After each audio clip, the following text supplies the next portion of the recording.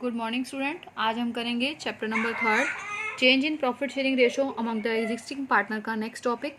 हमने सबसे पहले किया था इस चैप्टर में adjustment for change in profit sharing ratio कि किस तरीके से प्रॉफिट शेयरिंग रेशो जब चेंज होती है तो हमें कौन कौन सी एडजस्टमेंट करनी होती है।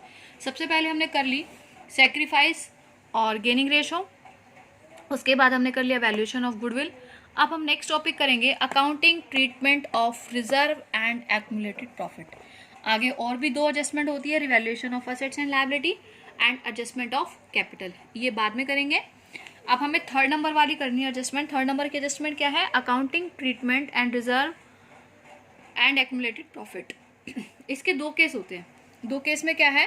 When reserve and profit and loss are transfer to capital account और करंट अकाउंट। इसका क्या मतलब है कि अगर हमारे पास पहले से रिजर्व और P&L यानी कि प्रॉफिट बैलेंस शीट में गिवन है तो उसे हम ओल्ड पार्टनर्स में ओल्ड रेशो में बांट देते हैं।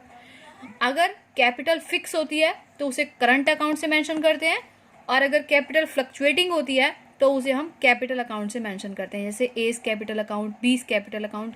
और कैपिटल जब फिक्स होगी तो लिखेंगे एस करंट अकाउंट, बीस करंट अकाउंट। ठीक है।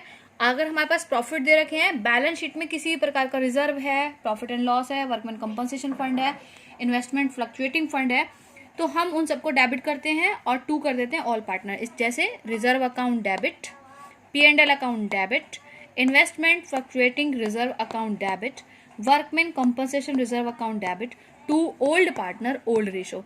ये बात ध्यान रखना, जो भी चीज बैलेंस शीट में गिवन होती है उसको हमेशा ओल्ड रेशो में बांटेंगे, क्योंकि बैलेंस शीट जब हमारी क्लोज हुई तो हमारे ओल्ड पार्टनर्स का ही उसमें शेयर था, तो वो ओल्ड रेशो में बढ़ती है।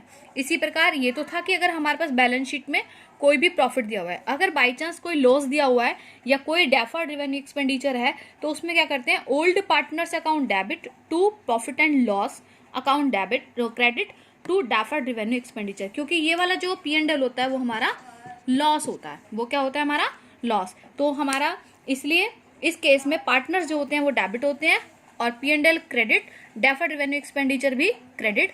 इसमें भी जो रेशो बटेगी वो कौन सी होगी? Old ratio, old partner old ratio, ये चीज ध्यान रखनी है। सेकंड केस पे आते हैं। सेकंड केस बाद में टॉपिक है, 3-4 इलस्ट्रेशन के बाद टॉपिक है, लेकिन जब इस टॉपिक के बारे में पूरा डिस्कस कर रहे हैं तो हम इसको डिस्कस कर लेते हैं। When reserve and P&L are not transfer to capital और करंट अकाउंट, यानी कि जब कोई पार्टनर ये चाहता है कि हमारा रिजर्व और P&L पार्टनर्स में ना बांटा जाए बल्कि सेक्रीफाइस और गेन में ही एडजस्ट कर दिया जाए, तो उस कंडीशंस में हम रिजर्व को और P&L को ओल्ड पार्टनर ओल्ड रेशो में नहीं बांटते, बल्कि एंट्री कर देते हैं gaining partners capital account debit या current account debit to sacrifice partner capital account, या हम इसको वो भी कर सकते हैं करंट अकाउंट, कैपिटल अकाउंट और करंट अकाउंट। और ये आपको मैं बता चुकी हूँ कि कैपिटल अकाउंट कब लिखना है? जब कैपिटल फ्लक्चुएटिंग होगी, और करंट अकाउंट कब लिखना है? जब हमारी जो कैपिटल है वो क्या होगी? करंट होगी। और जो ये gaining partners capital account debit है और sacrifice partner capital account debit है, इसको आपको मैंने बता दिया कि करंट अकाउंट भी लिख सकते हैं, लेकिन जब हमारा जो पार्टनर्स है उसकी कैपिटल कैसी होगी? फिक्स होगी। ठीक है। और ये रेशो कौन सी में बढ़ता है? ये गेन और सेक्रीफाइस रेशो में ही बढ़ता है, गेन और सेक्रीफाइस रेशो।